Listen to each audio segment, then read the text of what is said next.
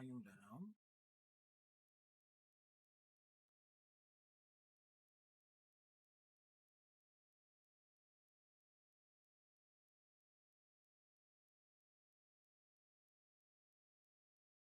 Hello, everybody.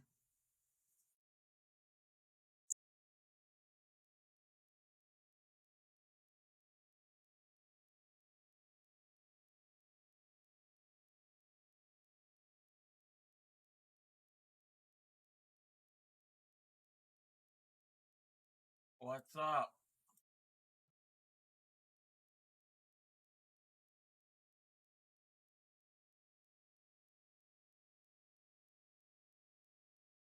Just doing my usual setup and maintenance before we need to do.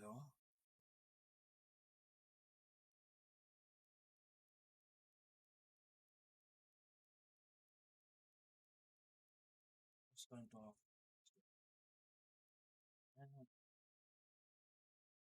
I shaved. Just took the clippers and got all that crap off. I didn't actually really shave, which I still need to do.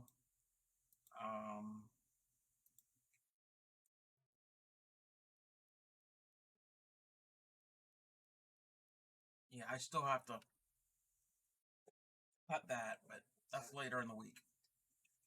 Alrighty then, let's switch to this. Temperature blanket. It's Sunday.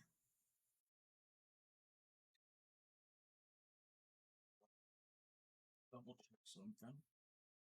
Okay.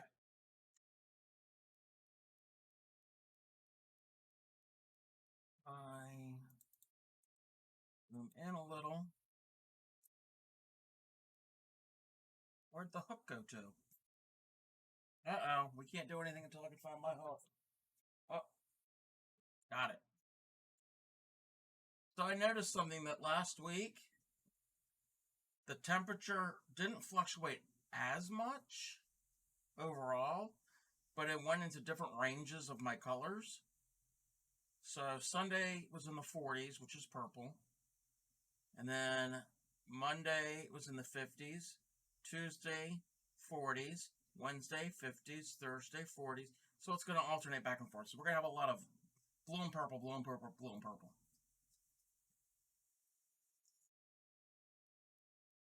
I've been doing other stitches, and now I got to remember how to do this stitch. Okay. Yeah. So how was everyone's weekend? Chain, and then a single. Okay, it's chain and single.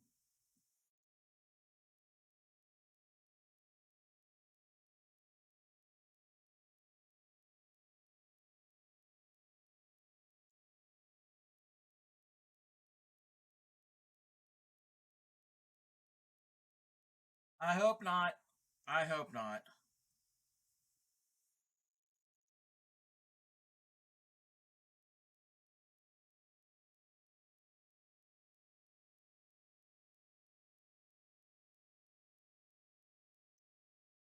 Get the black of this yarn.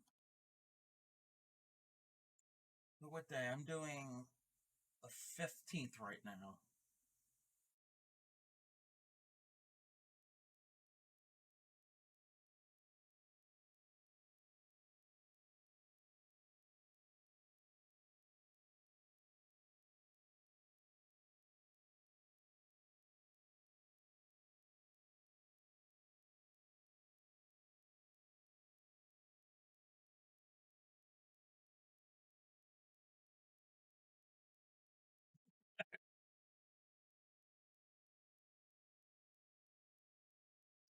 Ain't that the truth? Put it far away.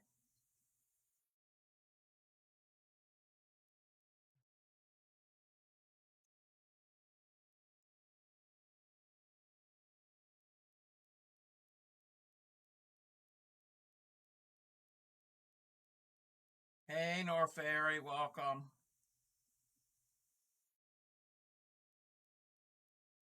Hey, Clay Miko.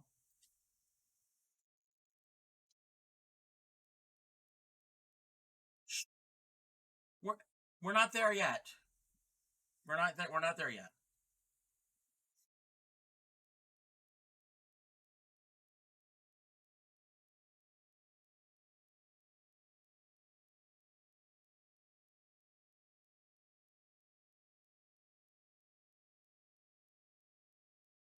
So I'm already been planning out the rest of this week's streams. So I think I know what I'm doing Thursday and Saturday. I think that's pretty much set in stone. I need to come up with something like we experienced last Tuesday, when I get done the temperature blanket for the week. I need something to fill the time, so I need to plan that for before Tuesday gets here. So I've got about a day or so to work on that. So we're not having the repeat of last week when we were dealing with that pink yarn that looks like little silkworms. We don't talk about that.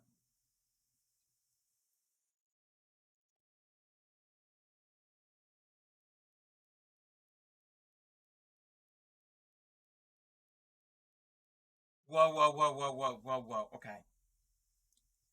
That's complicated. I've never actually done entrelock. I've seen videos of it, and I don't think we're ready for that. Because some of the other things I'm going to do this week, I mean, I could put entrelock on the list for maybe in the next couple months or so. But the rest of this week, it's not really complicated. It's just more involved in different stitches and techniques that I've got set up. But yeah, entrelock is something I'm going to need to practice on my own for a while before I'm ready to do it. And for those of you who don't know what entrelock is, it's a way of stitching, and it kind of looks like, there's different forms of it, but it kind of looks, how do you explain it? Kind of like these shapes that are pieced together in a certain way. That's what it looks like. It's not how it's done. Again, I've never done it before.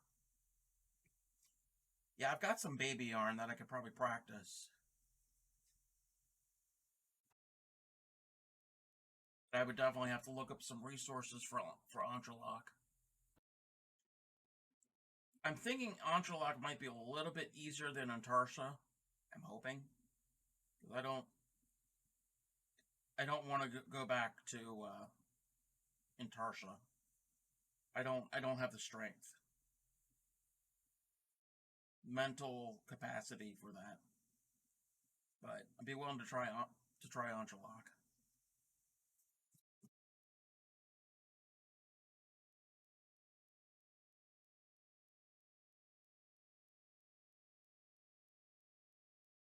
I hope I'm in. Oh, I didn't even turn my light on. There we go. Now we can see. Yes, yes. Looks kind of almost three-dimensional. It's like a visual. It messes with your vision a little bit, trying to find three-dimensional shapes in it. Kind of.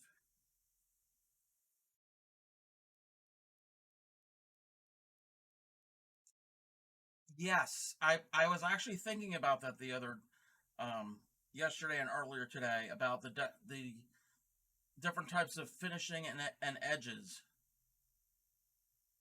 Because yeah, there's a basic 3D. 3D meaning like where you would have a flat piece, but then stitches would stick up off of it.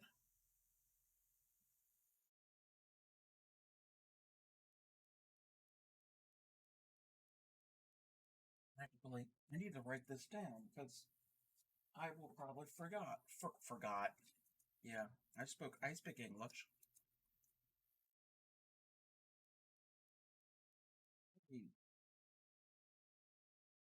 Entrelock, edging, finishing techniques, 3D.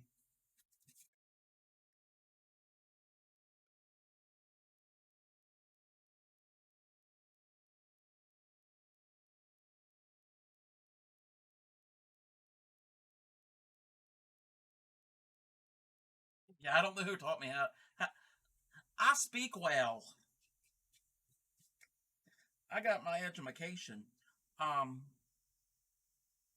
yeah. If you got a pick from the internet, yeah, show me. Either send it to me on Facebook or there's a way to do, and I don't know how it works on your end.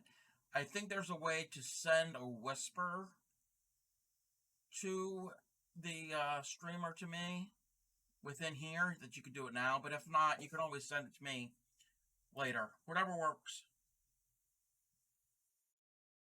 But yeah, some of those 3D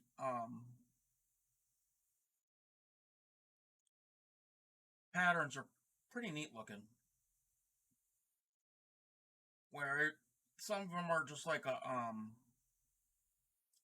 ruffle or like a ruffle where like you'd have a flat base and then you'd work the stitches on top, but they would be vertical. You could do it that way. There's ones where you can do like granny squares, and in the center will be a flower or an animal, but it sticks up a little.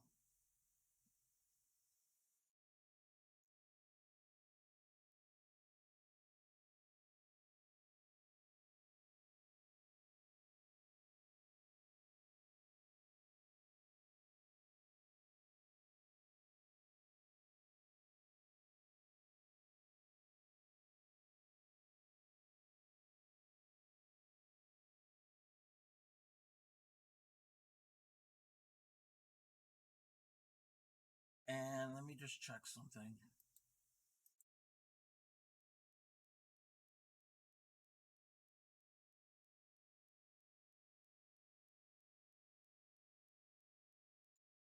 Anybody who's new to my stream, welcome. What we're doing is a temperature blanket, and real quick, temperature blanket. The um,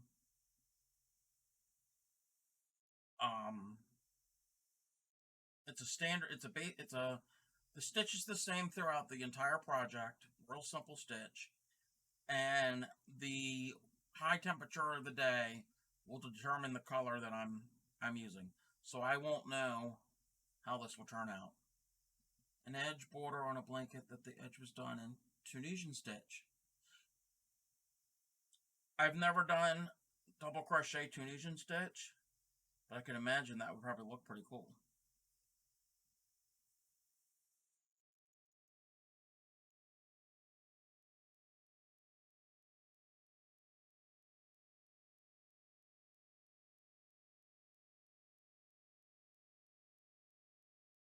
Hey, Gold Misfit, how are you?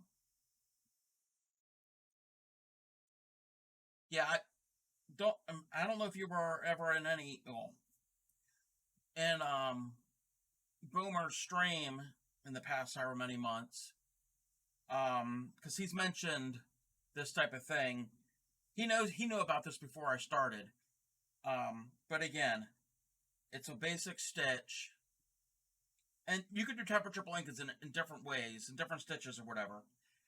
But I picked this one stitch, and then each row is a different color, but it'll correspond like above me. There's a chart.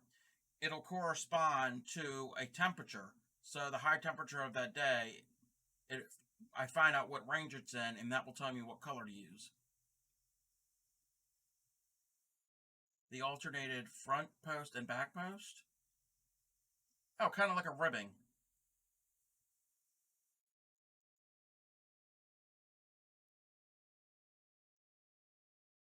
Let's go back and double check. Sometimes when I run my mouth, I miss a stitch.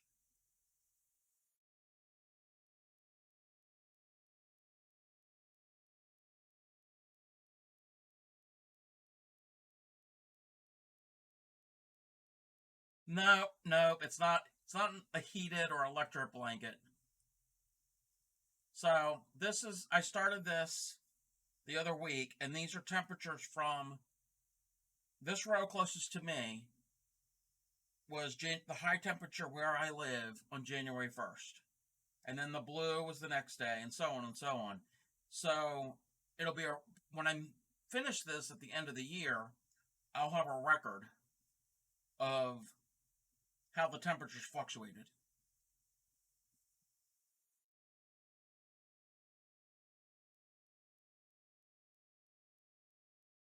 Yeah, I've gotten into watching. Well, I've been doing this for done it a long time, but watching YouTube videos of different stitches, and you get down into a rabbit hole, and it's like and that's how I learned about some of these techniques. I mean, that's where I found this stitch for this blanket. Um, there's another type of crochet called mosaic crochet.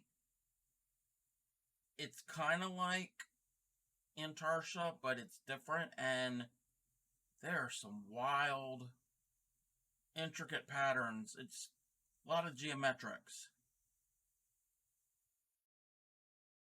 And I haven't attempted to do mosaic crochet. Yep, it's definitely, well, that's how YouTube is, period, is a rabbit hole, but much less. Yeah, I do have a set of rows. Okay, this is going to be a queen size blanket. So it's X amount of stitches wide. So when it's finished and you actually use it, this will be the bottom edge. And then each row will be a different day. So right now I'm working on January 15th, the high temperature from last Sunday.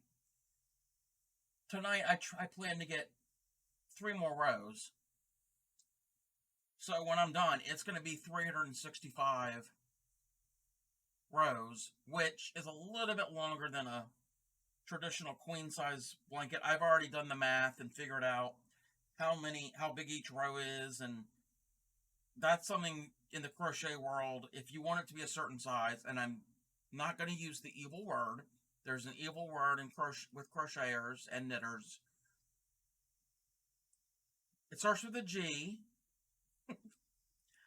I'm going to say it because Cool Misfit doesn't know. It's called gauge. Bad word. It's not really a bad word, but a lot of people don't like doing it, and you do a little test swatch to see if that stitch pattern and your yarn and your hook are going to be appropriate for what the item you're making. Most likely, you don't really need to do one of those if you're doing a blanket or a scarf. I did one for this because I knew there was going to be 365 rows, and I didn't want this literally to be a mile long. It wouldn't be a mile long, but I didn't want it to be totally out of shape. But you do one of those little things with that G word, especially if you're going to have a fitted garment, like a sweater or socks. So, like my chart above me, purple is if it's in the 40s. Proportionate, yes.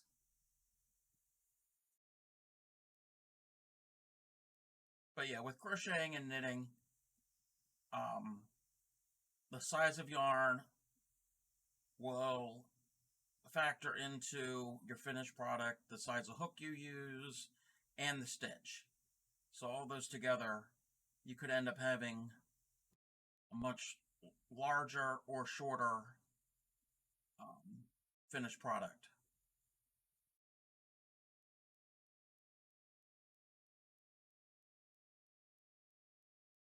No. I don't mind interrupting. I like the interaction in my chat. And Cinderella, you asked what intarsia was. Intarsia, I showed it the other day when that picture of that Batman blanket that I made, that's in Tarsha, where you do individual row, when you do an individual row, but oh, okay. You want to come do my laundry? um, but yeah, in Tarsha is you do X amount. You you usually use a graph to figure out where you want color to be in the with each stitch in to be a different color. So let's say I would do 6 in purple, and then I do 2 or 3 in orange, and then more in purple. It's your base. You're you're putting those colors in those specific spots, kinda, but you actually cross stitch. So let's say, and I'll pull up the picture again.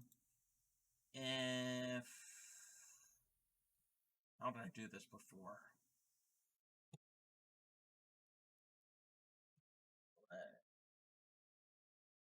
Let's go over here to my projects folder.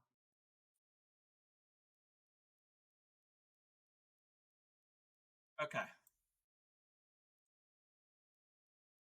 Like I showed you the other night, the gray section in the center, not anything that's inside the big black band.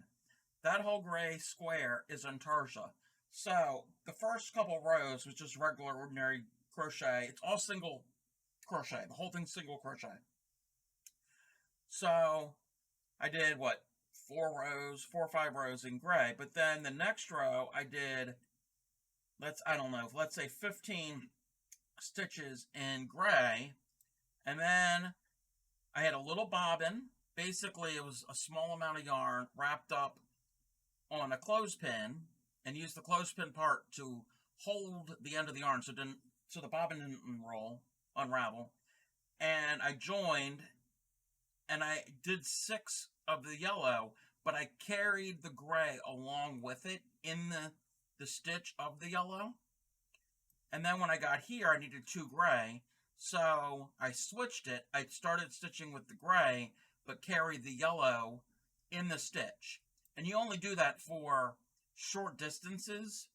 So like here, this is like 4 or 5 stitches. I wouldn't do it over long distances.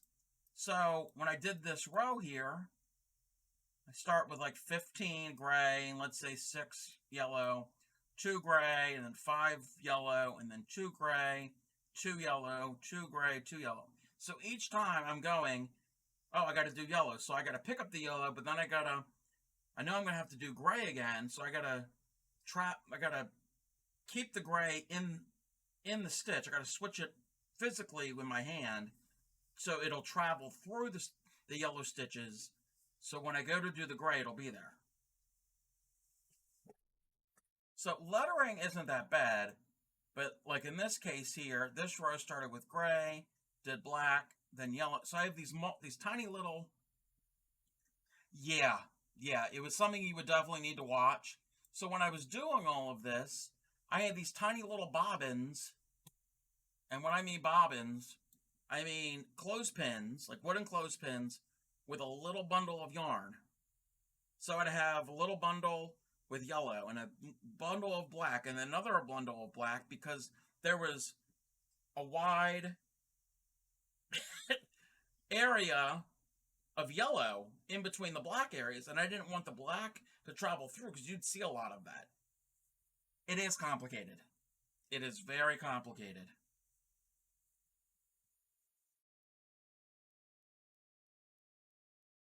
Yes, yellow. Everything on that entire blanket was single crochet. Yellow, black, gray, that's all single. So what I would do, let's say I was doing it here, I'd have a little bobbin of a different color. I'd pick it up. I'd start stitching with the new color, but this purple, I'd carry it with my work, and it'd be stitched into the stitches of the other color. And then when I get to let's say I only needed 3 stitches, when I get to the next, where the color changes again, not designing and lettering is used in Intarsha. There are other ways that you could do it. Basically, I didn't want to do a solid piece and then go back and cross stitch on it, which that would actually be easier, but I wanted everything to be crocheted. I didn't want any cross stitch on it, and I wanted to try Intarsha. I've tried it.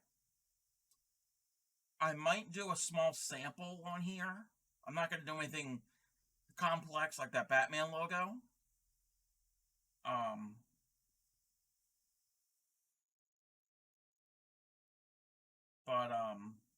Where was I going with this? Yeah, I didn't want it to be, I wanted it all to be crochet stitches. I didn't want to make it all single crochet and then go back and do cross stitch and you would see the underlying color. So let's say this was all gray and I go back and do yellow. I didn't want to see into the gray under the yellow.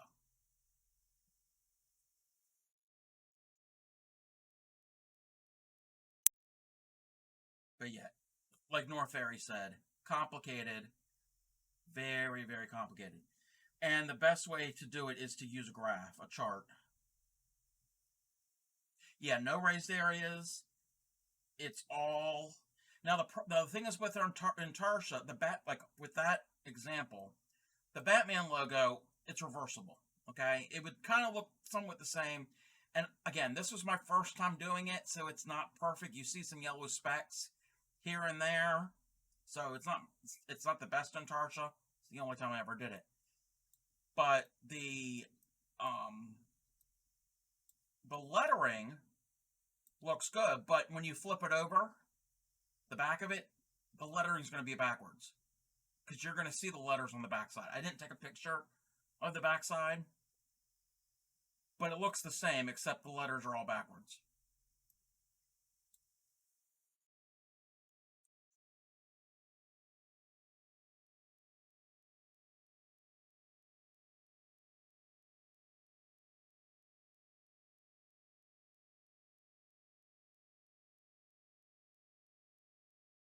Another way that you could do it, because this, I didn't want it to be a really large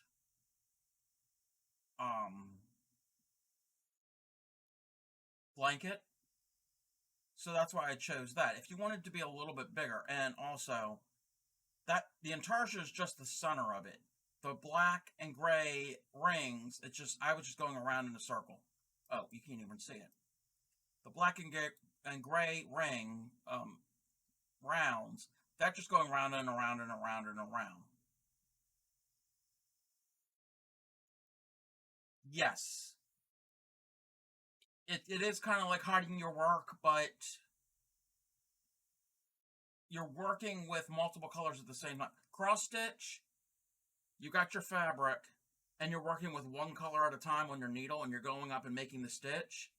And then once you've made the stitches, you finish off, or you take the needle out, and you start another color. This is when you're crocheting it. You're using a color, and then you pick up another color, and hiding the first color, and then when you go a little further, you reverse it, because you got to pick up your original.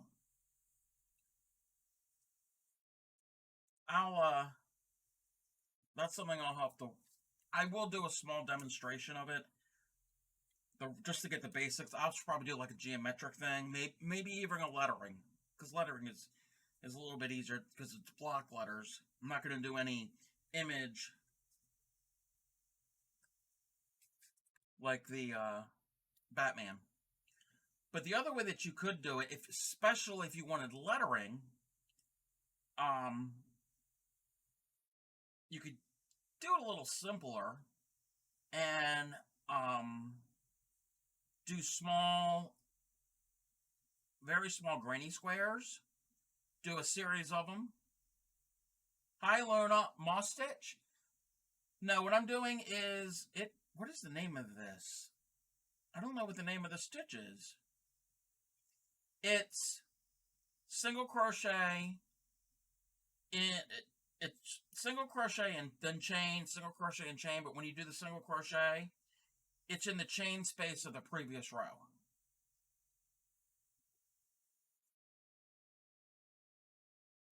Yes, yes, it would be easier to do a Tunisian blanket and then have it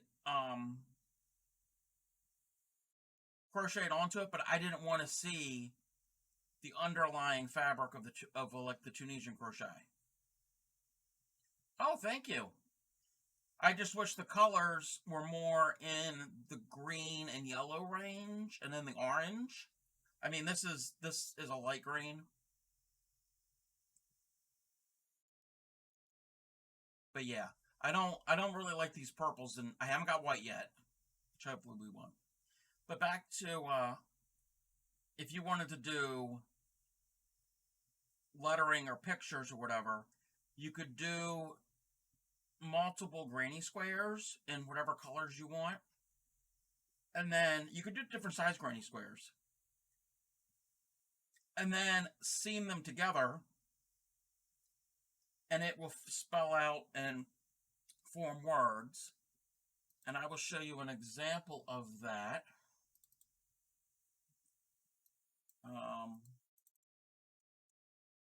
Can I?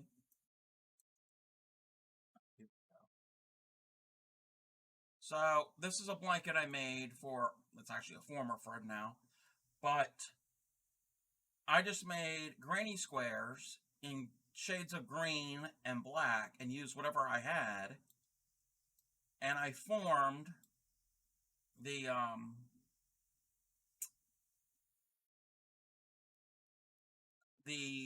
image of a Minecraft creeper, because Minecraft is all squares, and I did that, and then at the bottom I did his name, and the bottom ones are, see how this granny square is what, 3 rounds around? That's the main one. But for the lettering, I did smaller ones. I think I only went around once, I think. And then I made tons of black ones and a whole bunch of different green ones to fill in. And then I just plotted on graph paper how to do basic block letters and just planned how I was gonna space them. That was the easy part. Stitched them all together. So I had to, and I crocheted them together with single stitch. You could see the black stitches in between because I didn't care. And then once that was done all the way around, I just did basic granny square stitch for a whole bunch of different rows. That's a whole lot easier than doing intarsia. You just got to keep track of all these little squares laying around.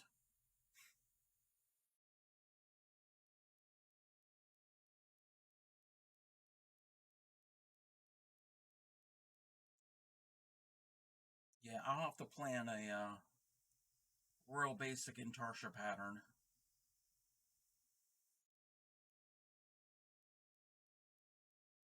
At least with intarsia, you're pretty much just doing single crochet. I mean, I guess you could do other ones, but it's pretty much just all single crochet.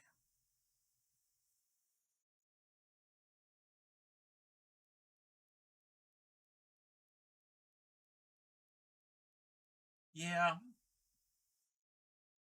I think you,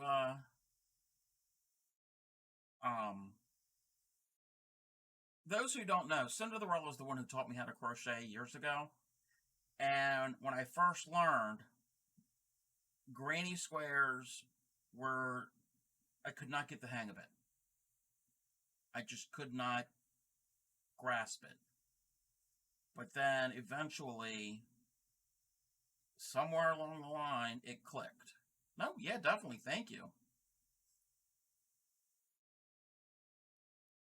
So yeah, we wouldn't have this stream if it wasn't for Cinderella.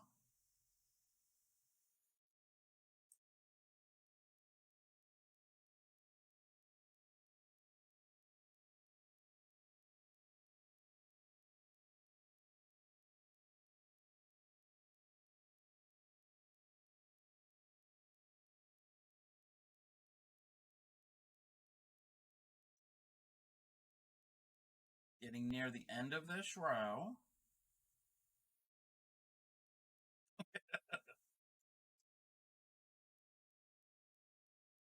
And Luna said this was the moss stitch. I guess it's the moss stitch.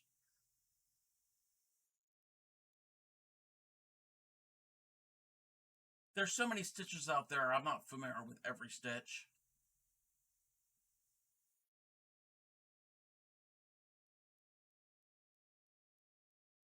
Yeah, and I like it because they interlock with each other. Okay. The end of that row. And let's move this. We change colors. We got warmer on the 16th. Yes, yes. That's how I describe it. It looks like the teeth of a zipper interlocking into each other.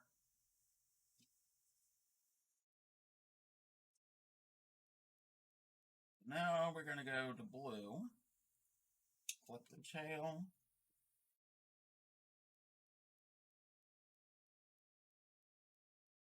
And when we add, for whatever reason, and I don't understand why it makes a difference, but it makes a difference.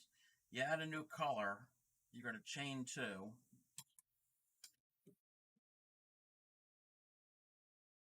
Flip everything around.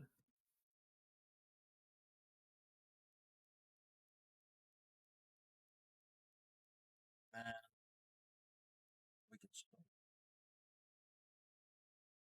with the blue. And then yeah, we're going to have all our tails. And that's another thing. There are a lot of people who hate weaving in tails. I actually don't mind it.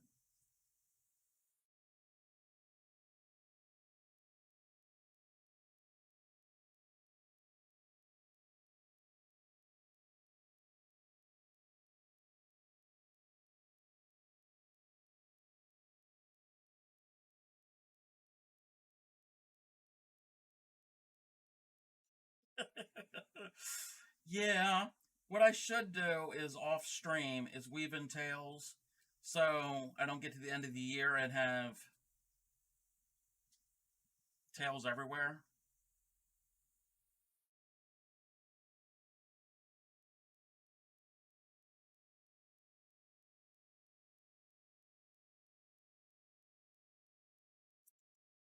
To do it every so often, so it's less work to do.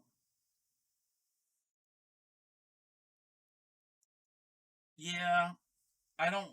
Then that's the video that I saw the stitch from, and let me just double check something so I can remember.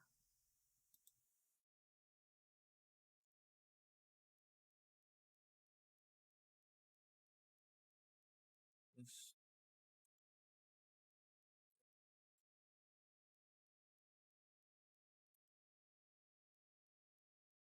The YouTuber named the Secret Yarnery. That's where I got this pattern from, so I want to credit her again.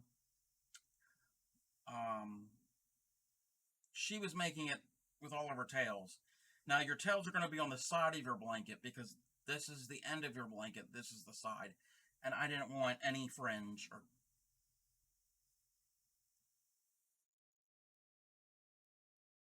Well, this project is kind of hard to weave them in as you go. I mean, I guess you could, but it's.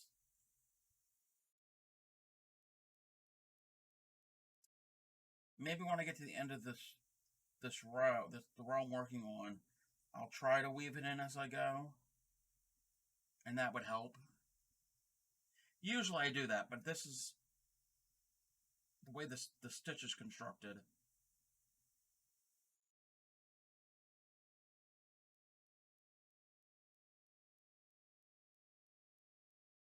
say you fall into that category. You hate weaving in tails.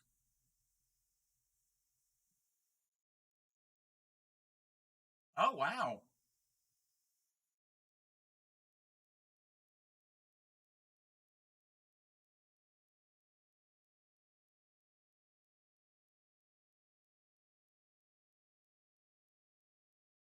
I like this project because it gives you something to do here and there. It's not like something you have to do all at once. I mean, if you wanted to, you could. Um,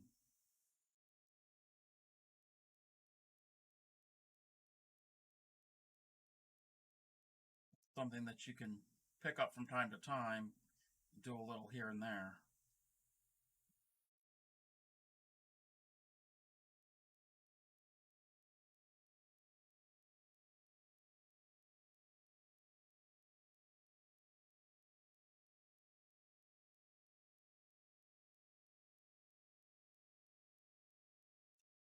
I'm not that much further south than you.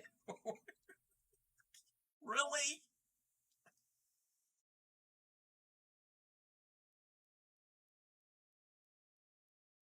We're in the same freaking county.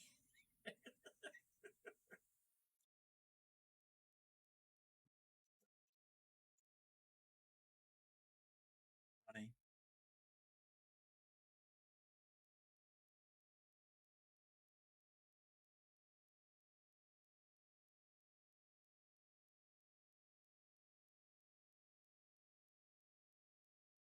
But didn't you also say that you're when you're at work, you're doing it at the temperature at work? I mean, that's not much further away either. But I mean, if it slips below your color range, it pops your color down, up or down.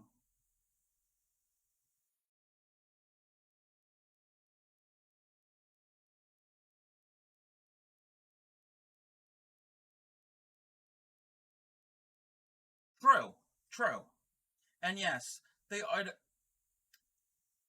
They do measure it at the airport, but that is the official for Baltimore. They have weather watchers all throughout the country to do individual. Oh, okay. You're using the airport temperature. Okay. I'm using AccuWeather, whatever it says for Crownsville. So I don't know if weather watchers are reporting, and that's where they get their data from.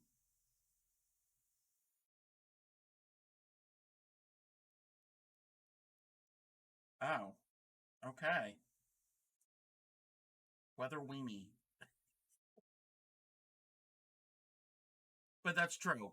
If it's 49 where you are and it's 50 where I am, that's going to cause a color difference. Mm-hmm. A weather weenie, and then last night you wanted a lamb reduction sauce.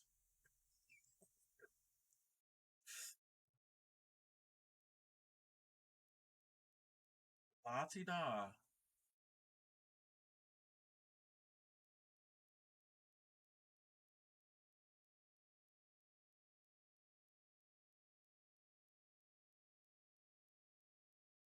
Yeah, Clean Miko. As long as you're using the same source for the entire project. Oh, wow. That does sound interesting.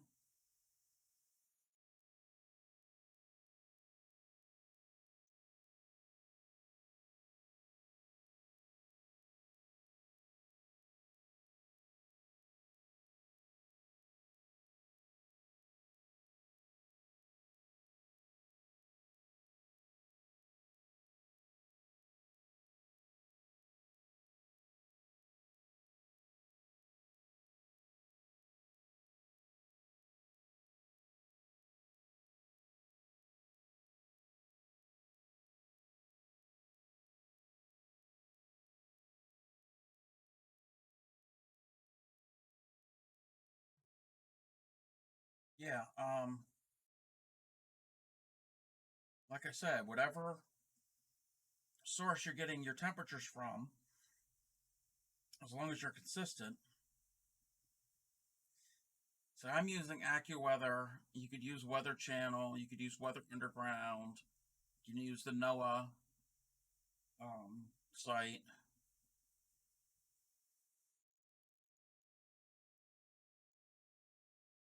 I need to pull out a lot more of this blue. Tired of stopping every 5 stitches.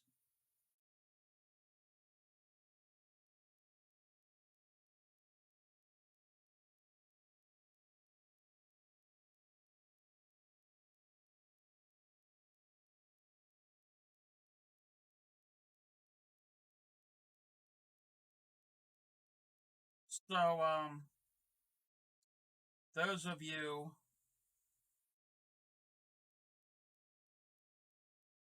um,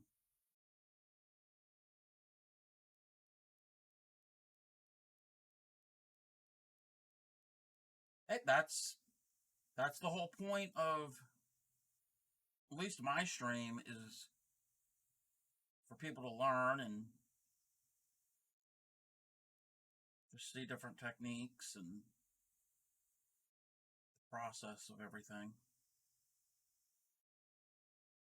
Yeah, last night I was just searching and I came across a streamer. They were doing, now this is going for those who are not into weaving. How am I going to explain this? They were doing something called tablet weaving. Tablet weaving is done on a very small tabletop loom, but it looks nothing like any loom you've ever seen. It's basically, most of them are made out of wood. It's called an inkle loom. I-N-K-L-E, I think.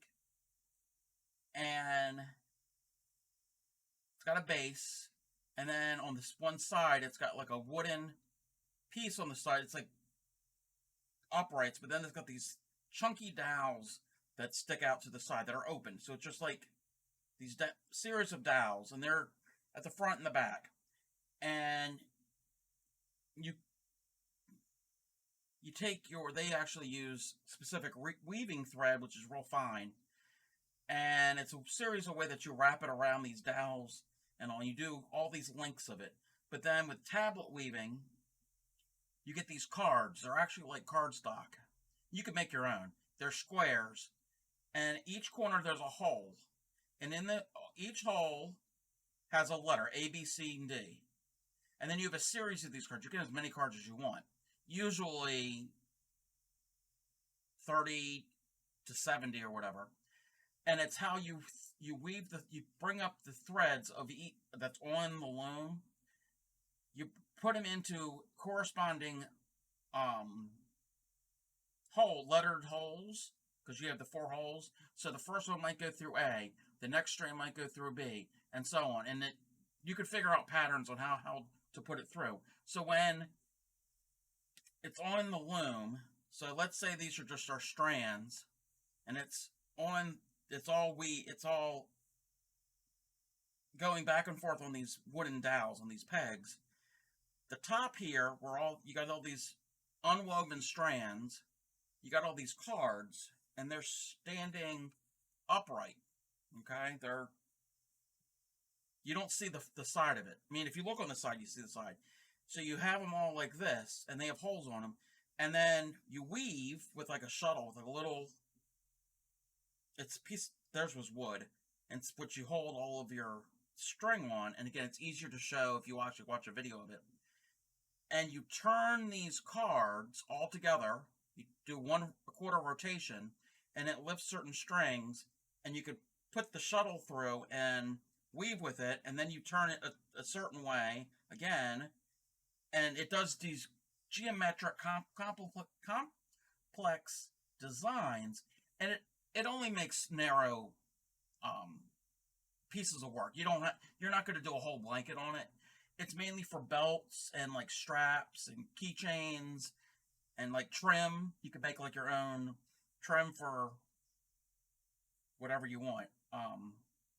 But it's pretty fascinating to see the whole technique and turning it different ways. And when you weave it, you get different pictures that will come out on your finished product. So I happened to come across that stream last night and just watching it. It was like mesmerizing seeing it form before my eyes.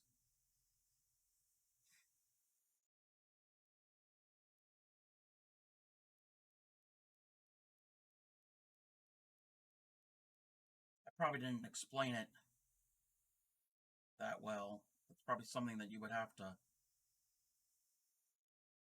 watch being done to kind of get to grasp the idea of it.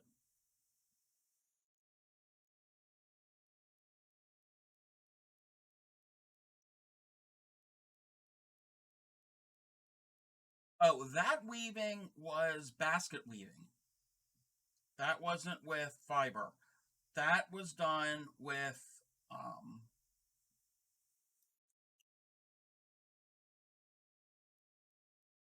it wasn't willow. I don't know the material it was made out of. It was some type of like a tree wood, but it was real thin, pliable. You take it and you soak it.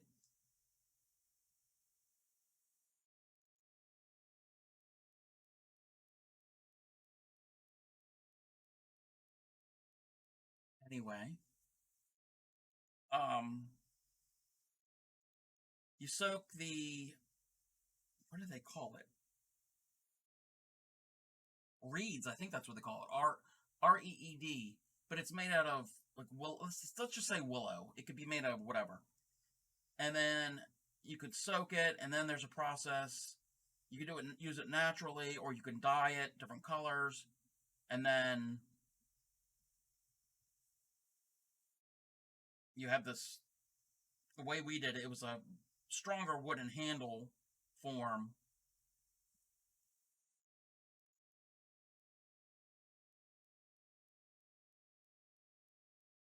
No,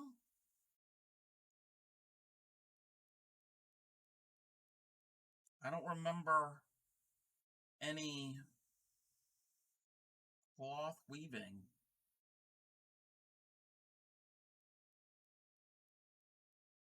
The only weaving I've ever done, besides actual real basket weaving, and when you're in kindergarten, construction paper weaving.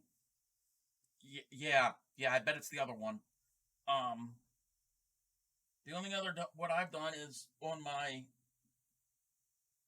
what I had it's right here my rigid heddle loom for to make placemats and stuff, which I need to work on. There's a project that's in the works. It's actually a project that I need to make for Grammy, which I really need to get cracking on that.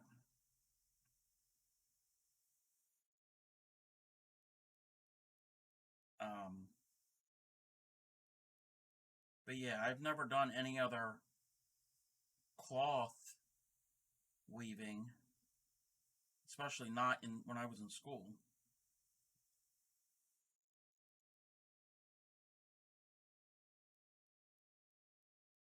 And actually, that basket that I made in high school, I ended up giving it to Grammy for Christmas one year.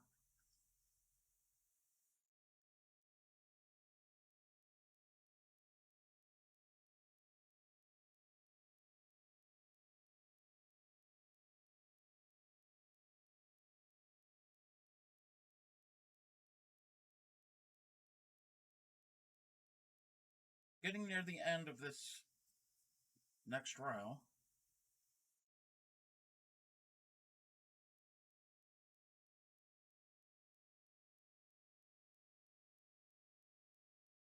So, Grammy, you said you were learning other stuff besides crochet. Anything else of interest that you've learned?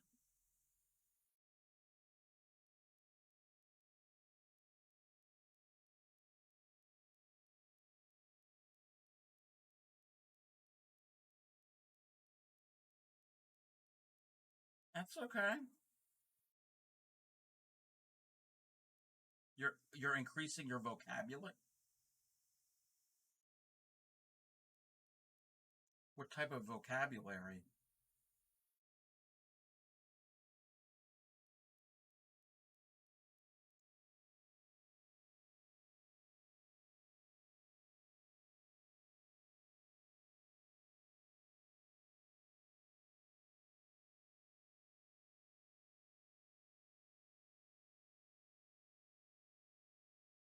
I hope not.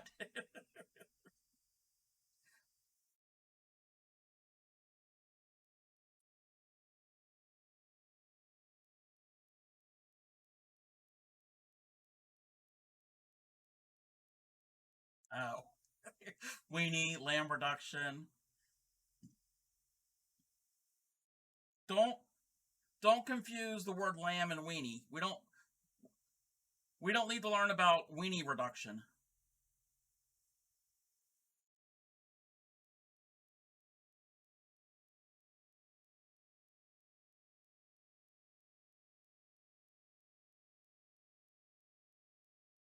I'm sorry.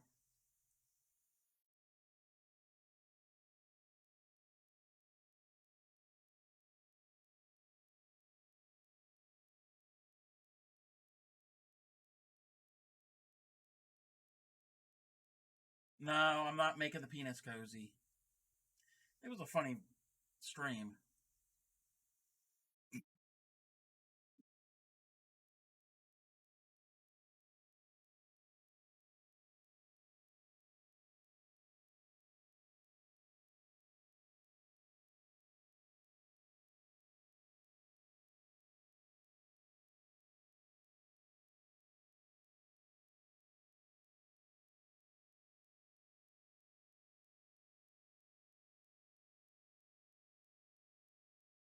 Okay, we're at the end of that row. And now we go back to purple because the next day it got a little bit chillier.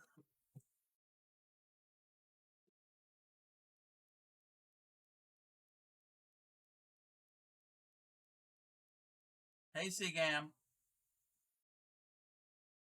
And yes, I am, and I'm not sewing, I'm crocheting. And I've told you this time and time again. I'm joking. Okay, we're going to try weaving in our tails.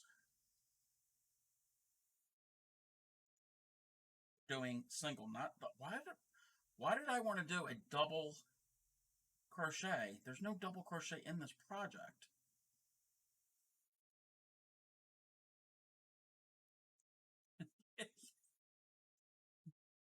Crow Rocket, yeah, Crow Rocket.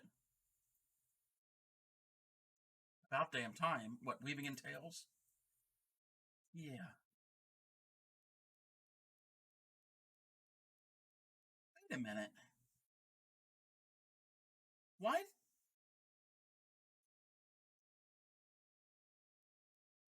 It's not a big deal, but I'm like, why doesn't this end have tails? Because I didn't weave in anything. I have not woven in anything on this project. I'm okay. I don't want tails anyway. Or fringe or.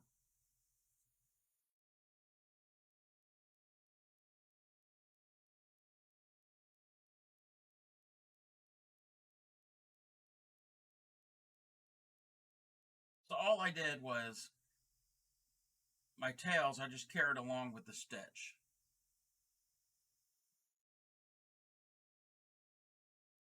Yep.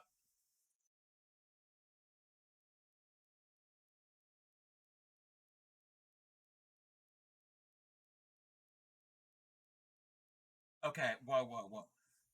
You want a bottle koozie with your name on it in Tarsha. That's a lot. That's a lot of work. Actually, you know what? I probably could do that. I'd have to figure out what size bottle. I actually probably could do that. No, I'm making this blanket for me. if you wanted a blanket, that's the whole purpose of the stream, is to teach you how to do this, and you can make your own. I know, Seagam. I can't picture him actually doing this. 750 milliliters is your favorite.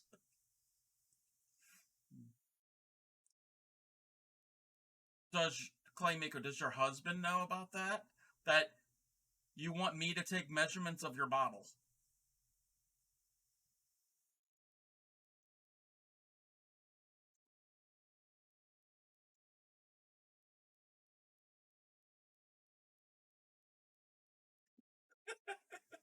You'll be busy with your lamb reduction sauce.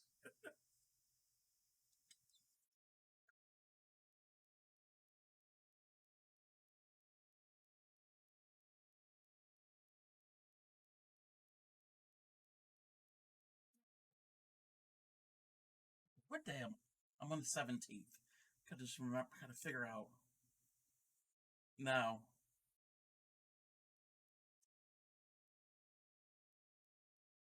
You're never gonna live that down.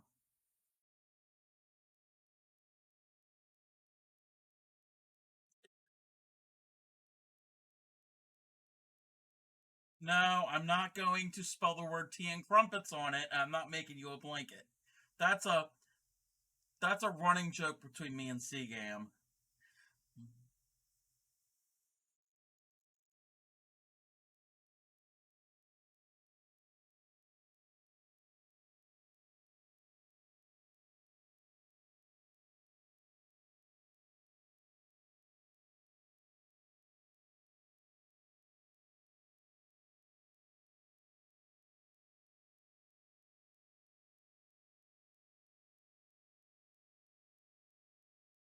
No spice. You mean no spice?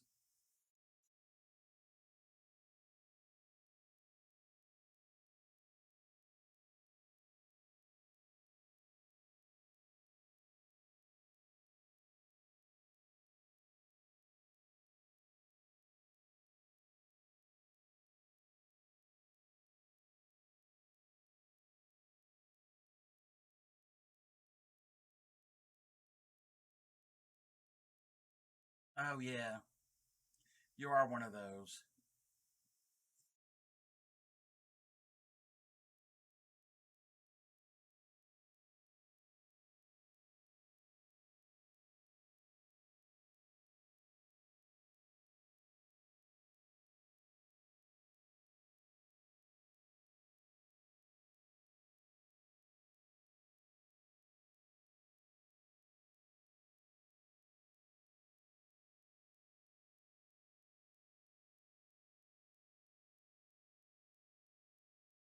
I'm always thinking I'm missing a stitch.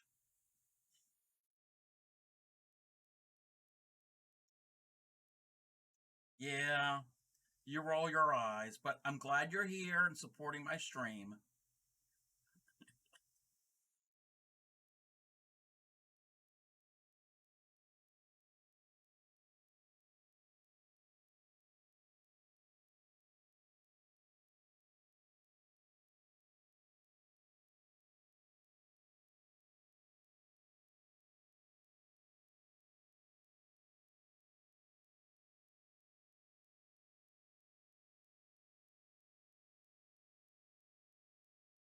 Thank you, I appreciate that.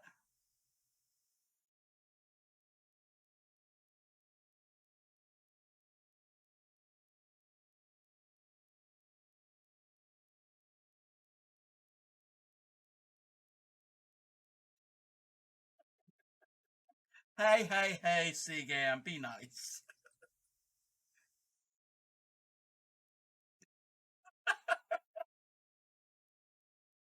Civil War art deck. That's funny.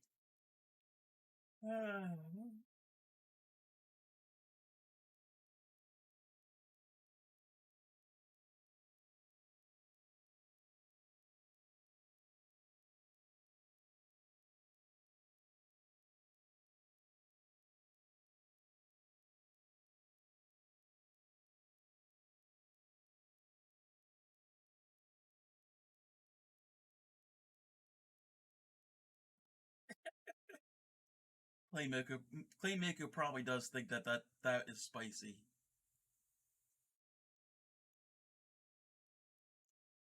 And what's wrong with that, Seagam? I don't have any sewing machines. I have access to them, but I don't have one of my own.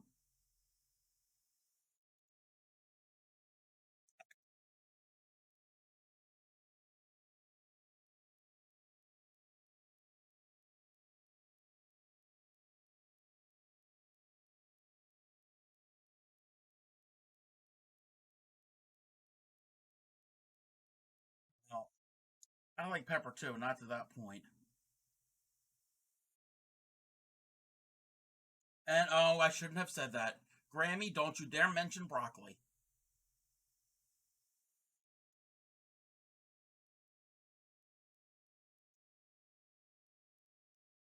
Yes, Daniel, also known as Boomer, will have his gaming stuff going.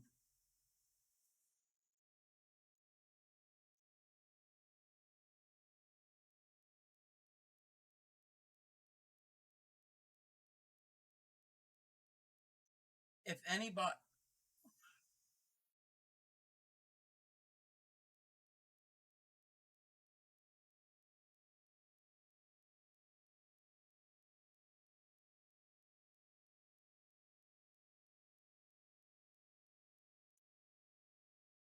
Norfair, you did not just say that.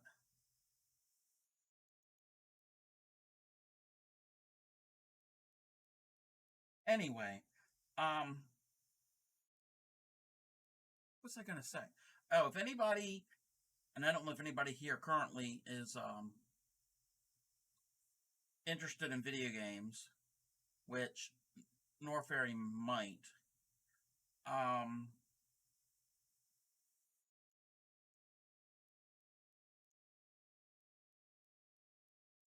Friend of mine and Sigam, and he was in there earlier. Dual Goal Mist. Um, he streams now. He streams earlier in the day.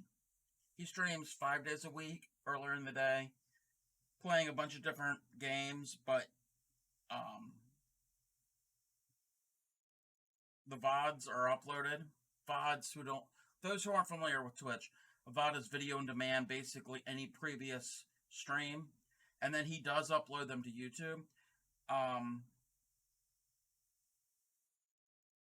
Check him out. Seagam, can you, if possible, and I need to actually put it onto my channel.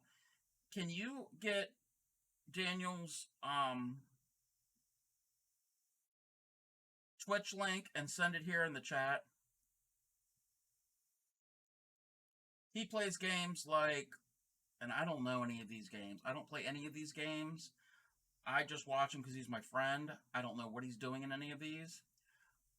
He plays Skyrim. He plays Fallout. One of the Fallouts, maybe a couple of the Fallouts. He plays this Star Trek game. He plays World of Warcraft, which, again, I know nothing about this stuff. But if you're a gamer and interested in his gameplay, and there, thank you, Sigam. And he interacts a lot with his chat. And you think I talk a lot. You want to sit and just listen to somebody ramble, and I mean that in the best way. Check out Boomer. But I think he's changed his schedule. He's gonna start going live at 4 in the afternoon, and I know that it's probably gonna be early for a lot of people. But again, you can always catch the VODs or on YouTube.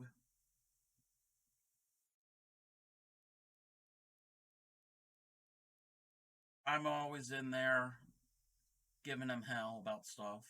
Nothing to do with the game, but just in general.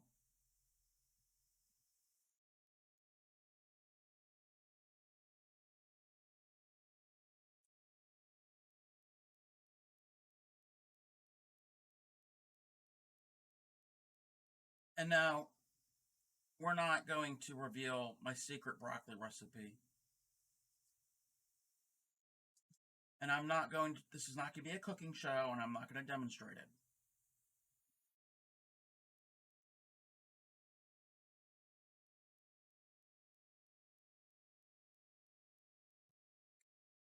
I'm not keeping this in frame. I think we're good now.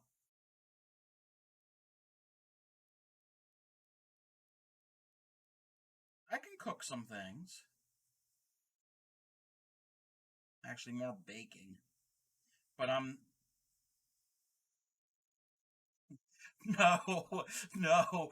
My broccoli's nothing like yours. And no, Grammy does not like your broccoli. No offense. And I don't like your broccoli either. But no offense.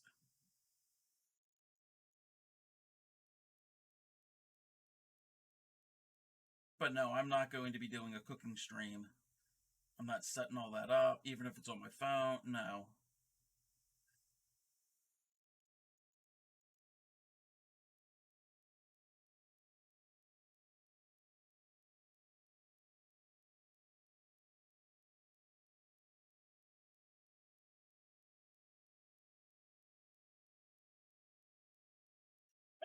I'm not a fan of my broccoli either. It's not done in purpose. Okay, yes, I do like your egg salad. But she doesn't like anyone's egg salad. She likes broccoli, but she doesn't like egg salad. Wait, Seagame. What is that supposed to mean? Are you talking about boomer as in gamer boomer? Or boomers as in the generation? You better be careful about what you say there. You'll get your mod privileges taken away.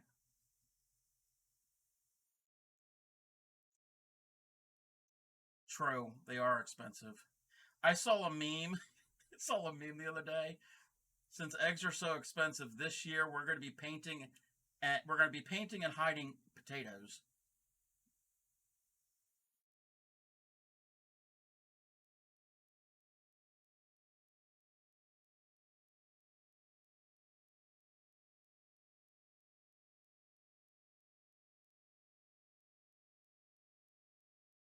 Okay, so I gotta remember we're on the 17th now. So this is the third row.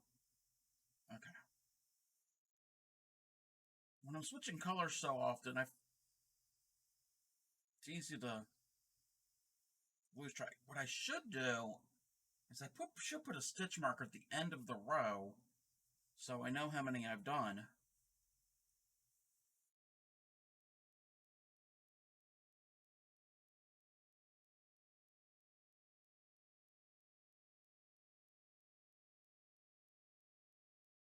So, Cinderella, you said you were using your Tunisian hooks. You grasping the concept of it?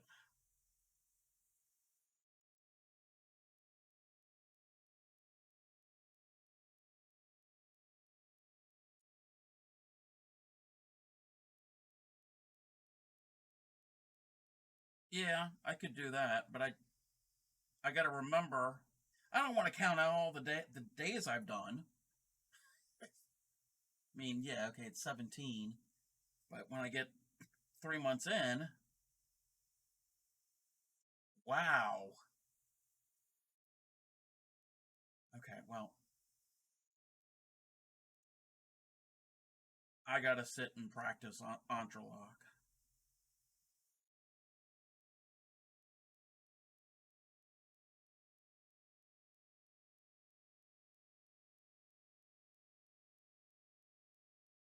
You think?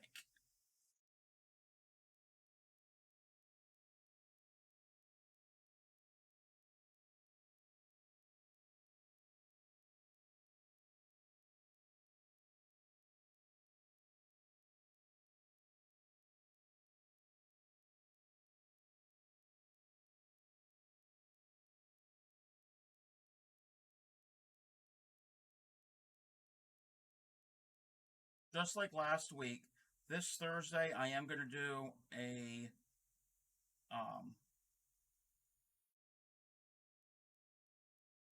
more complex crochet stitch and a Tunisian stitch. Oh, there's nothing to be intimidated about it. It's just a longer hook. It's just more room for your stitches to go on. And I wouldn't say jump into a big, huge blanket right away.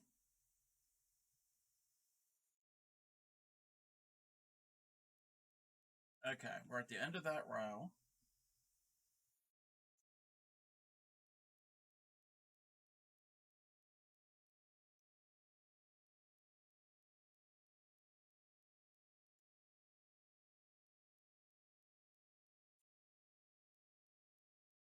And back to blue.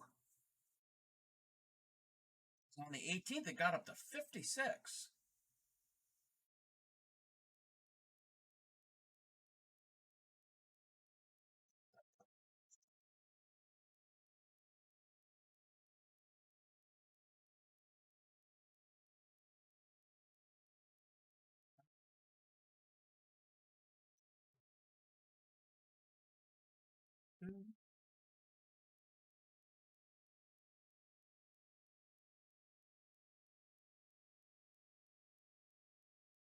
I'm getting the strands correct.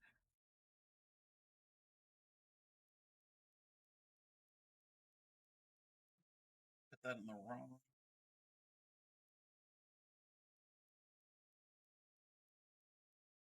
stitch. There. Those up.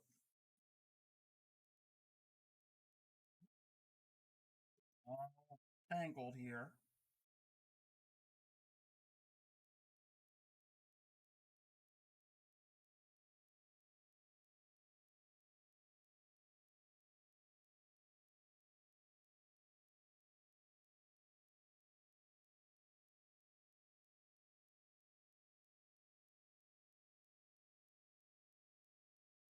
Everything over. My fourth row of the night.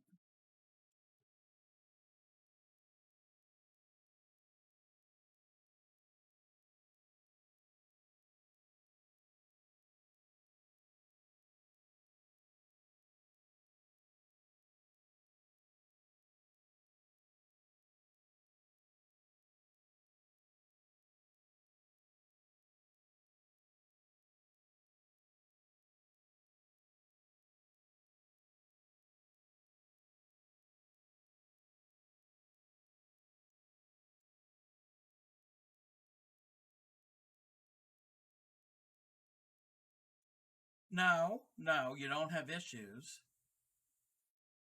But you're a crocheter and you're a crafter and you're an artisan. Most people who are making something, they have multiple whips.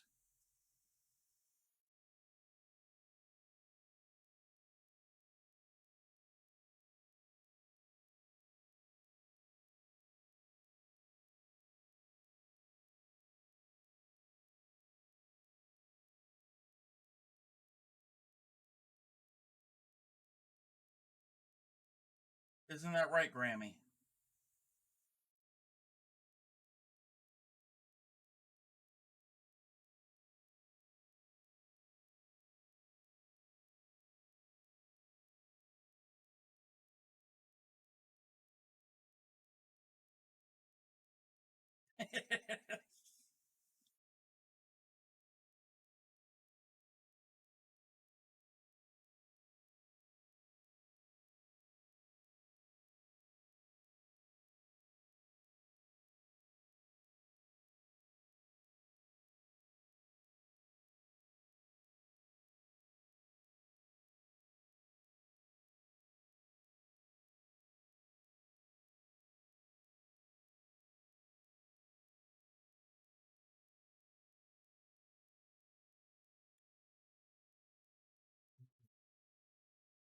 I wonder how much longer it's going to take to. Oh, that ball of yarn is getting kind of low.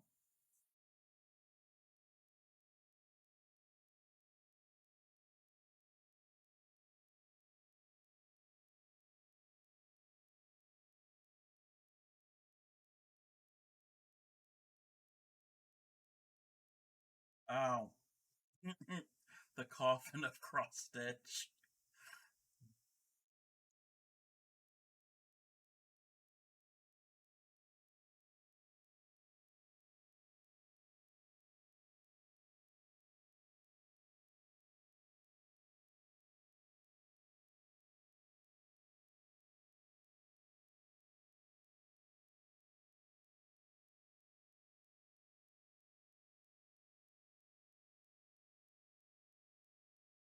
A bit of a knot.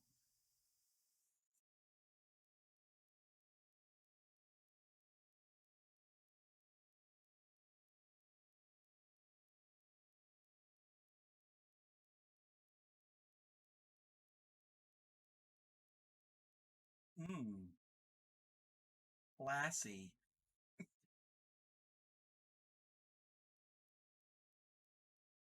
Some people call them UFOs, unfinished objects.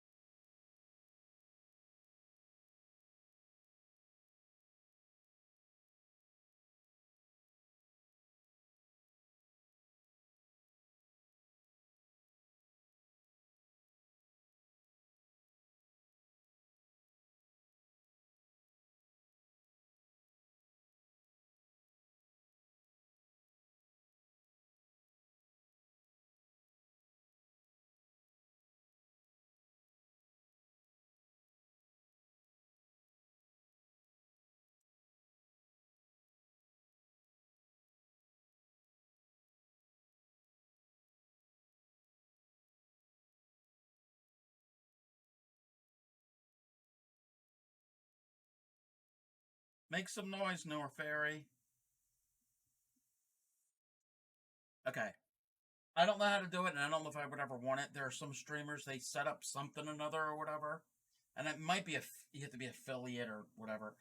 But then when somebody joins and does this and does something that makes these loud noises and all, I don't think I want all that. I don't want the literal bells and whistles. No, um, I don't. You could do a limerick. I might not actually say it out loud, depending on what it is. If it's a limerick,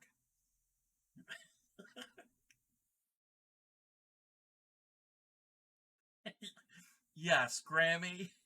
Grammy is a doctor. She has her PhD.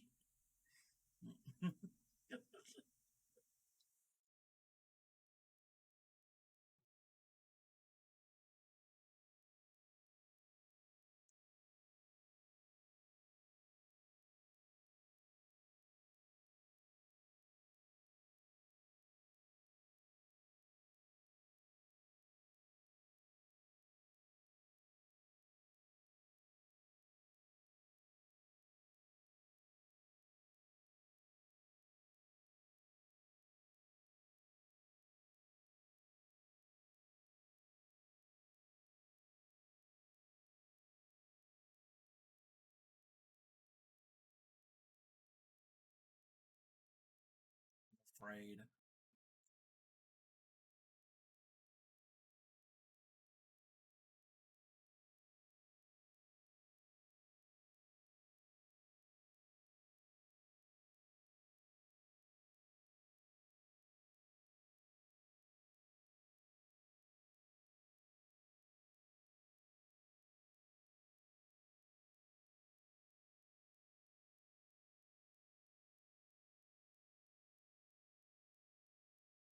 Oh my god.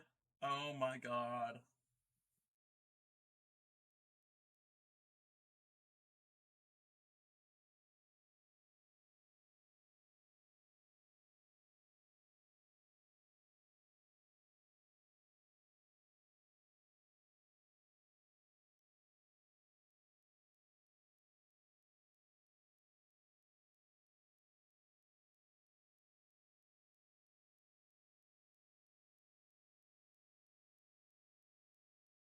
Aren't limericks supposed to have five lines? I thought limericks supposed to have 5 lines. And the last line is supposed to rhyme with the ending of the first two.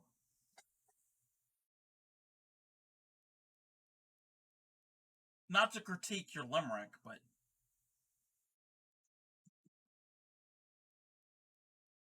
no, a haiku has 5 lines, but each line is a different number of syllables.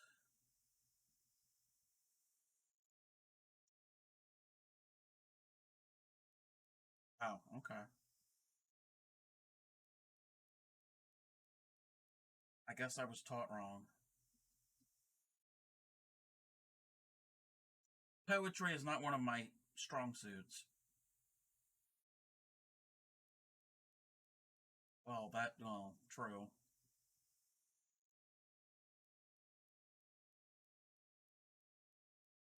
At least you didn't use the word Nantucket in your limerick.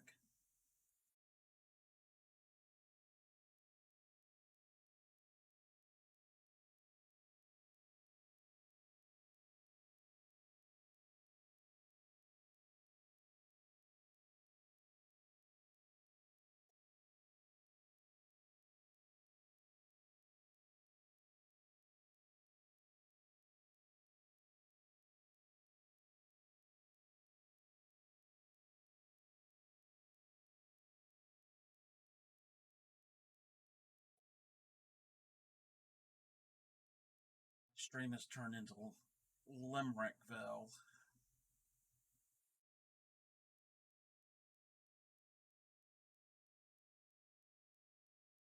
The other day it was bad crochet and knitting puns.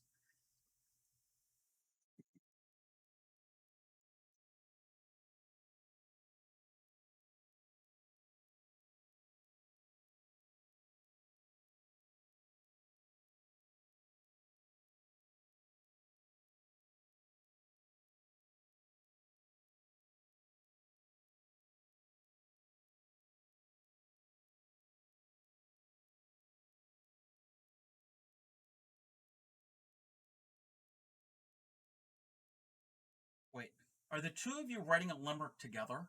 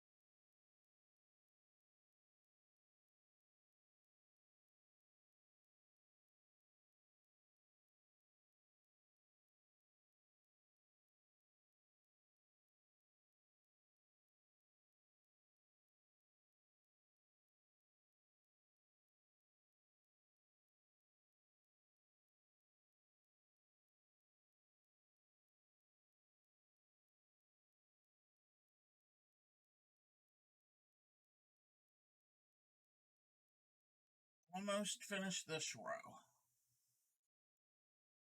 Wow. Purple, blue, purple, blue. Temperature just yo-yoed.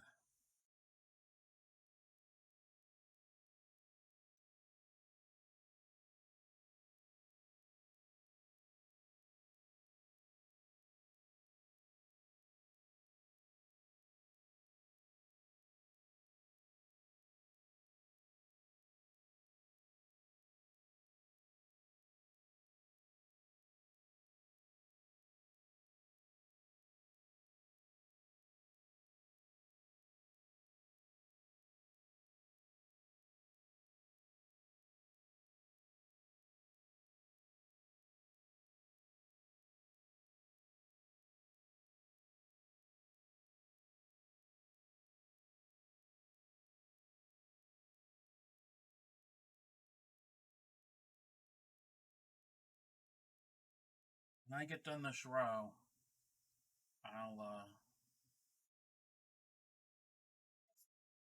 pull up some images of entrelac.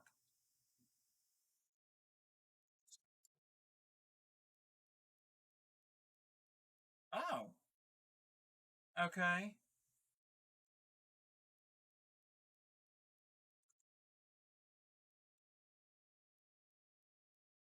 So, Playmiko posted this and asked if I could teach you all how to make this. I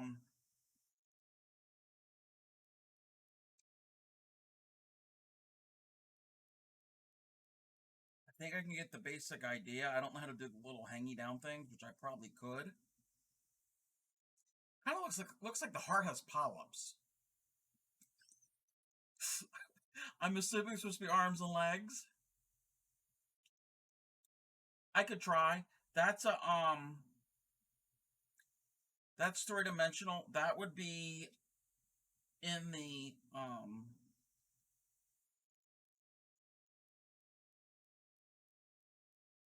family of amigurumi. Amigurumi is a Japanese term. Basically, it means three-dimensional crochet. Usually, they're like little cartoon characters, or little animals, but I guess anything that's three-dimensional, like a stuffed animal, anything like that would be classified as amigurumi. I've never done well, I attempted to do one, I think, at one time. Yeah, I'll look into that, see if I can find a pattern that's easy to use.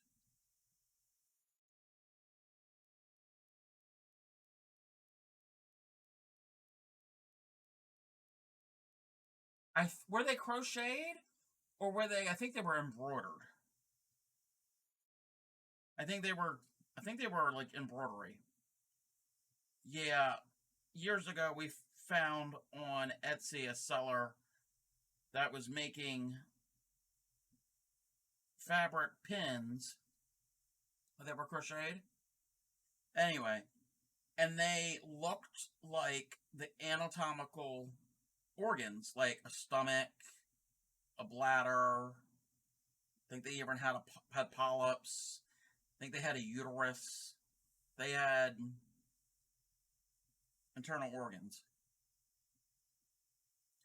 Okay, so where are we? We did, that was the 15th, the 16th, 17th, and 18th. So we did those 4 rows. We're going to hold off the other 3 rows until Tuesday. And what I'm going to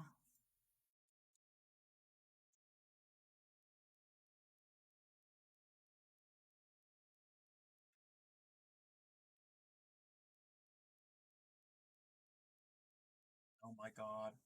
Oh my god. Oh my god.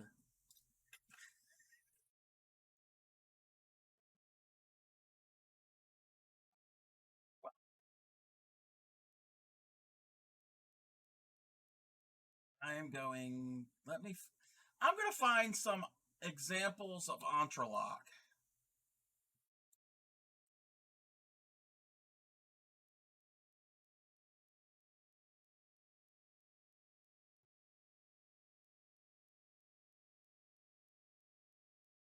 Let's see. That right there is entrelac. Wait. Is this knit? Oh, no, that's knit. That's knit. That's knit. We don't want that.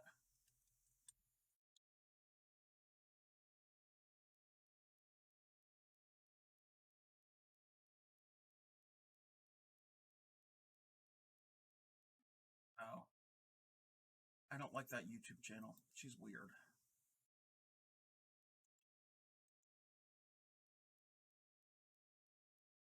Here we go.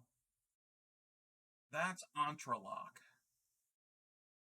it's it's a certain way of doing the stitches, and then they form blocks. So it's related to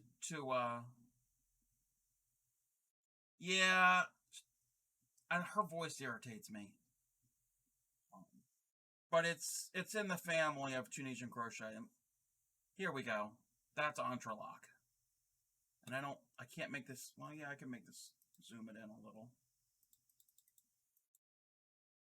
Oh, not that far.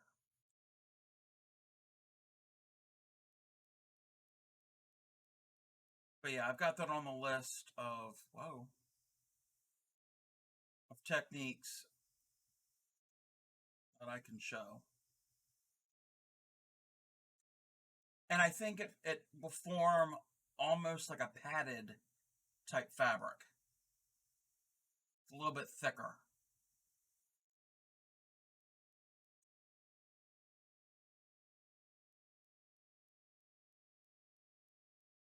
Oh, yeah.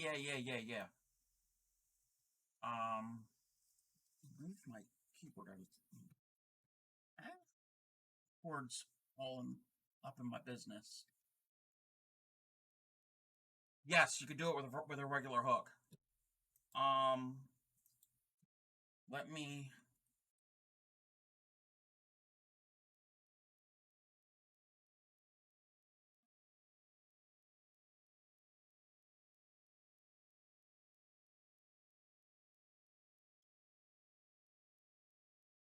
Can I click on this?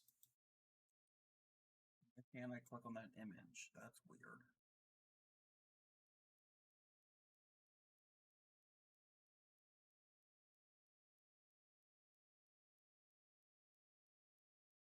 Trying to find an image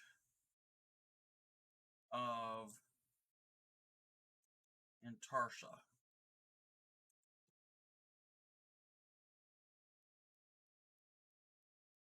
Yeah, small sections. Okay, this is somebody's video. We're not going to watch the whole video. But you see there in the middle, they have a couple rows of green, and then the blue, and then more green, and then purple, then green. Well, the way they're doing it, let me scrub through the video. And I don't know. Let's see if this will work. Okay, you see in the background they've got a chart that they're following. So that will, each square in the chart represents a stitch, a single crochet stitch. And the way they're doing it, and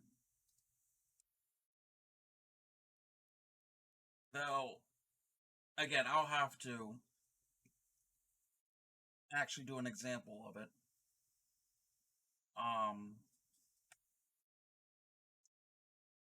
So you could see that she's got multiple tails of each color, because sometimes you'll go and you'll do a color and you'll drop the color and then pick up another one. So you've got multiple tails of this green on the right, in the middle, and on the end, because you're not going to always travel, depending on how far you're going to travel the stitches. They say there's a certain amount of stitches that if it's over X amount of stitches, you don't want to travel it because you'll end up seeing some of it. So that's why you need small bobbins of each, small amounts, to put the color where you need it. Well, you're right, it isn't. It's not all, see, okay, she's doing green here, and now this is the last green stitch, I think, and now, see, now she's going to stop, and she got a little bobbin of her blue yarn. You could buy those bobbins or use clothespins. So now she's stopping the green and picking up the blue.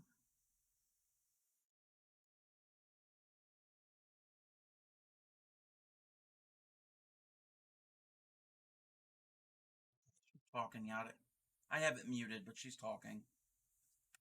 scrub through. Okay, now is she gonna pick up the blue? I'm gonna pick up the blue.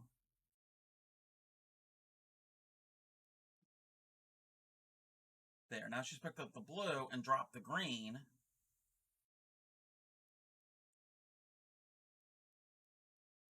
Come on. There we go. And then do X amount of stitches in the blue until it's time to pick up the green again.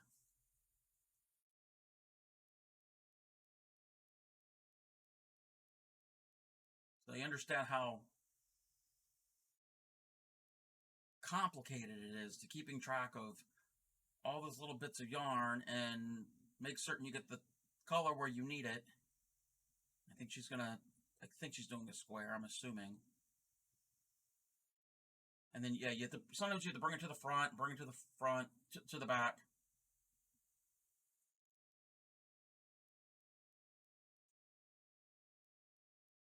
Yeah, sometimes you can do that, or you just completely stop and then pick up the green.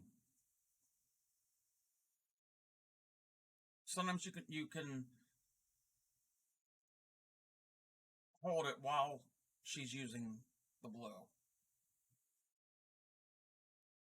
But I think in this case, and it depends on how you do it. You have to bring your tail to the front or to the back, and yeah, it does make quilting easy compared to this. So it's not just you deal with one yarn and then stop and then deal with a totally another one. This you're dealing with multiple strands the entire time. So yeah, that's Intarsha. That's why when I did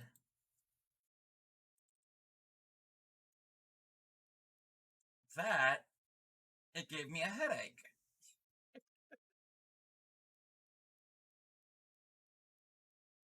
You don't cut them. You don't cut them until you're done, because you're going to need those tails for the next row.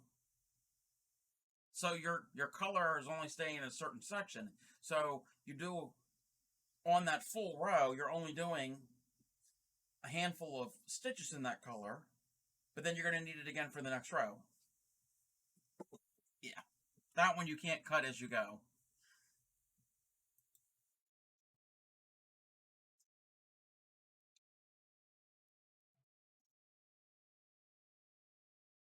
What's the other? Oh.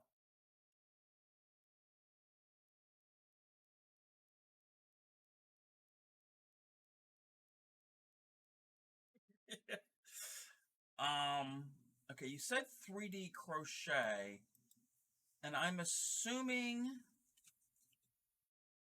you mean... Oh, I love... Okay, this is a YouTube channel I like. It's a YouTube channel. She also has a website called Hooked by Robin. That is a type of what I would consider a 3D crochet. And I can't make it larger. Where it's a blanket, but the stitches stick up. Not just like a popcorn or a berry stitch, but they're actual like petals that would stick up. Or another example would be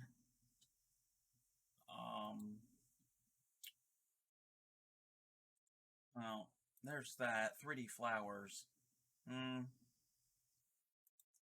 Or okay.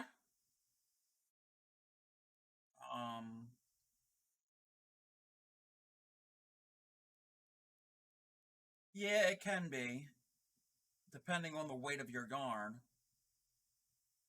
Where?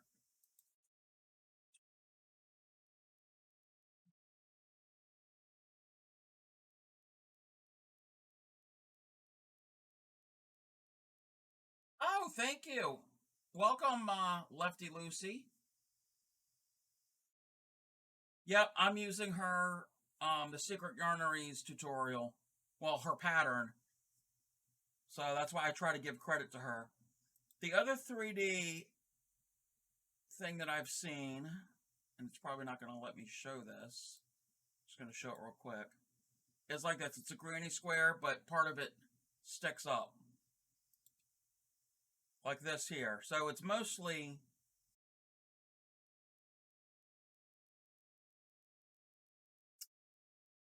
Actually, that looks somewhat simple to make. Let me show. This is what Cinderella sent me. That's what she's talking about. It's actually, it's all flat, and it's pretty much granny square. It's a variation of a granny square. It's just how you do the colors and piece them together gives a 3D look to it. Yeah, that's all pretty much granny squares. Can you hear me?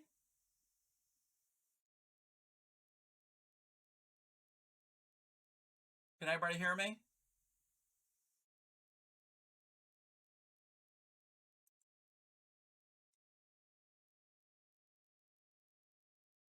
Okay. I think it's because I was moving things around. Okay. So, can you really? Okay. So this is just a variation of a granny square where you do, like the red and the white parts are granny squares, and then you do a certain size, and then when you do two sides, you only do it on two sides. There's a way to, you actually turn your work. Oh, Twitch is probably having an issue. Oh, thank you, Lefty Lucy, for the follow.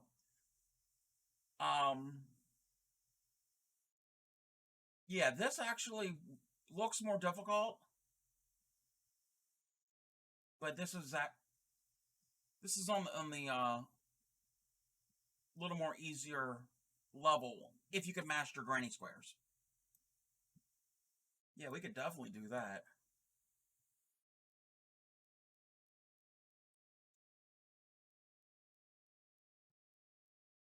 Oh, that's what happened.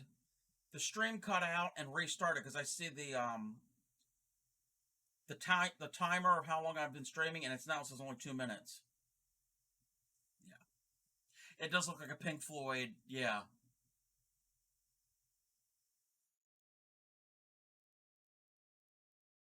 Well, you're learning Tunisian crochet. Practice granny squares. If you want, before we get to that, I can always redo how to do grannies. I did that back in December. I can always do a refresher on how to do a basic granny square and then go from there. Because that's what a lot of, not a lot, but there's a lot of patterns that are based off of that. Let me close out some of these tabs. I don't need that. I don't need that.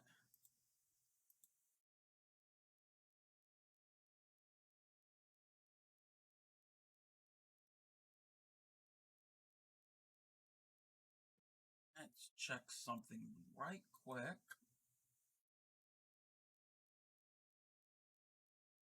Okay.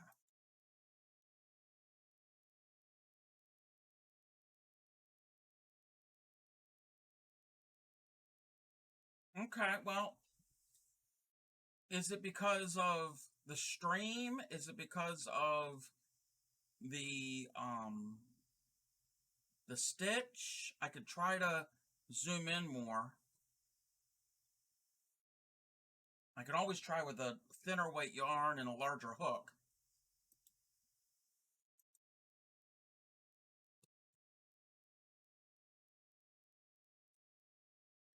Let me, where is my pen?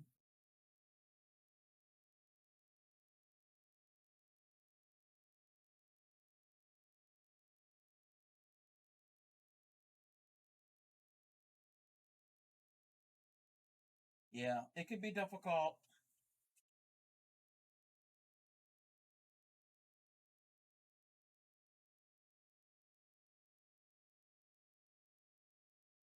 Granny 3D sunflower. Just taking a bunch of notes. But yeah, I'm okay to revisit the granny square if anybody needs practice on it. I think at one time, if I'm not mistaken, I think Clay Miko said that she wasn't good at granny squares either.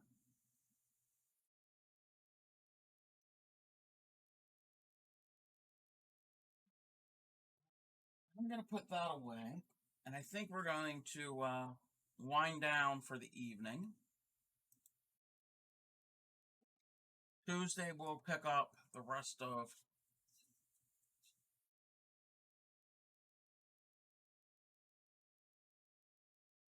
Okay. Well, maybe, yeah. If you stitch tight, I would suggest, even with granny squares, go up a size of your hook from what you normally use.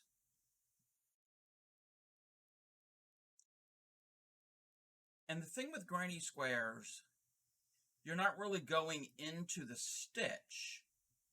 You're stitching in the chain spaces. So it's not a matter of trying to find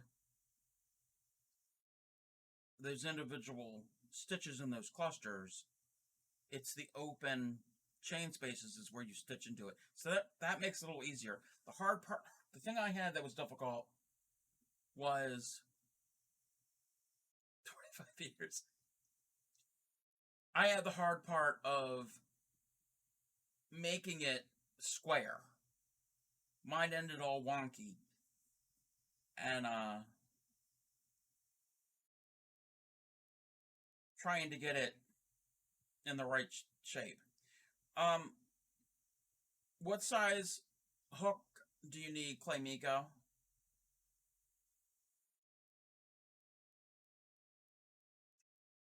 Intimidated by larger hooks.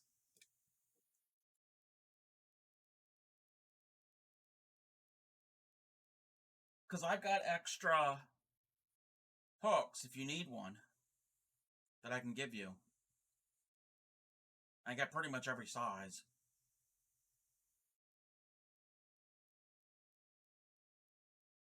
7, 8. Okay.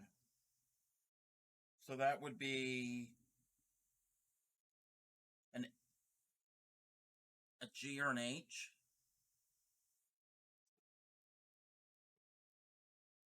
Yeah, I've got plenty. Like, okay, actually, what is this? This is a, yeah, right here. I got a size 8, which is an H hook. Yeah, I've got tons in the bag that if you need an extra hook. Oh, you have a J hook. Okay. We're not using a shepherd's hook. Anyway, when I see you, Clay Miko, I've got plenty of extra hooks. A Q? A Q is huge! A Q is like as big around as my pinky. I don't think you would need a Q.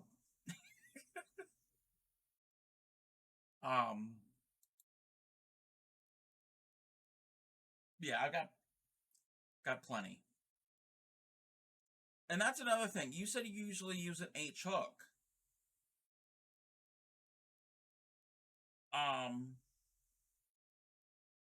Try going up a size. Like this is an I hook.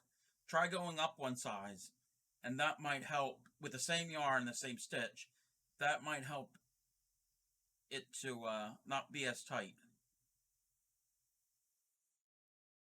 And I know you say you always use an H. Okay. Everybody has a favorite hook. But try a different size, and that could alleviate that issue. But yeah, I will, a whole bunch of notes. We'll revisit, basic granny squares again soon. Um, Probably not this week, but maybe next week. I can, yep. And again, it's personal preference. And you know how it is with yarn. We all know what it says on the label. This is what they recommend. Well, if you're used to working with the yarn that recommends an H hook, or for whatever reason, if you usually use an H hook with that size yarn, sometimes if you change, it could make a difference.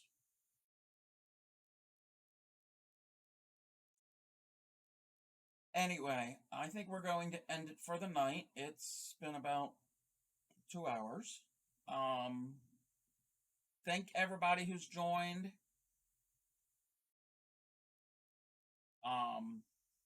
No, I didn't mean the pattern. I meant like the label on the yarn. Like worsted weight, usually it says an I or a J hook or whatever. But thank everybody for joining. Anybody who's followed, all that good stuff. If you want to see any of my past streams, there's a few here on Twitch, but Twitch deletes things over time. I have a YouTube channel, so if you follow my YouTube channel, they're uploaded on there. Tonight's going to be a little longer because we had a little issue with Twitch, so I have to piece the videos together to make it one full stream. And I will see everybody Tuesday night, 8 o'clock Eastern, for more granny squares. I mean, not granny squares. Temperature blanket. Got granny squares on the brain. Okay, everybody, you have a good night, and happy crafting.